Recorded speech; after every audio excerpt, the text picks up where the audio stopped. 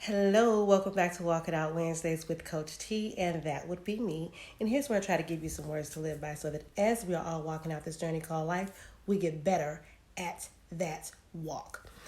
So, my topic tonight is bouncing back from adversity, and it's going to be a three-part series. But tonight, I'm going to lay the foundation, and I'm actually going to give you the very first step to bouncing back from adversity. Okay? So there's always going to be times that we're going to experience some hard knocks in life. And sometimes those knocks and those hard, heavy hits, those blows can actually knock the wind right out from under us, right? Sometimes, and now how does this really happen, right? Sometimes you attempt to step out of your comfort zone and try something new, and it doesn't always work out the way that you planned for it to, right? Not exactly how you envisioned it would, or maybe it's not as successful as you wanted it to be, or maybe you actually threw your hat in the ring to apply for a position, and this would have been a really good thing for you because it would have led to a promotion. That usually means more money, which is what we're always striving for. But somehow you weren't selected. Or maybe you trusted someone with some very intimate personal information and they made you live to regret it because either they told it to someone else or they lied and deceived and hurt you somehow because they used it against you. How do you bounce back from that?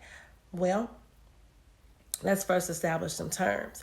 Bouncing back, the term means to become successful or confident again after experiencing difficulties or misfortune, aka adversity. Essentially, it means to recover. So before I tell you how to bounce back, let me just say this. I want you to understand that the problem that you're trying to solve is not really about the situation itself. It's actually about how you feel about that situation. You are in control of that. So the very first thing that you need to do, that very first step to bouncing back from adversity is self-examination. What do I mean by that?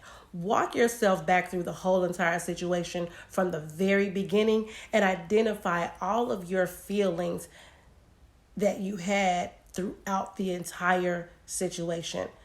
Most oftentimes we experience different emotions at different points as the situation unfolds. That's actually normal because what happens is what's said, what's done, and what can happen can actually affect you differently. Okay, so as you are identifying those feelings, I want you to actually think about why you feel the way that you do. And here's a sentence that you can really use and you can fill in the blanks. So when they said or did blank, or when blank occurred, I felt blank because I thought, or I remembered, or I was reminded of blank. This is an excellent way for you to identify a trigger, which usually reveals to you the why. Okay? And a trigger is something that makes you feel a certain way. So let's talk about this why, because this is important. In every situation that I know of, we are initially going to always feel 100% justified in the way that we feel. And let's just be clear. You are entitled to have your feelings. But it is in the harboring of these feelings, these ill feelings, that cause you to be led by your emotions. Your emotions become the major influencer of the way that you think, and then that leads to the behaviors. When this happens, you're actually living in your emotions, which means logic and intelligence goes out the window. And that's what's keeping you from bouncing back from the situation. The best way to regain the control is to examine how does it serve you to hold on to these negative feelings. So ask yourself in those moments, what's in it for me? If feeling the way that you do causes you to be unproductive during the day, or it causes you to lose sleep at night, then let me tell you something.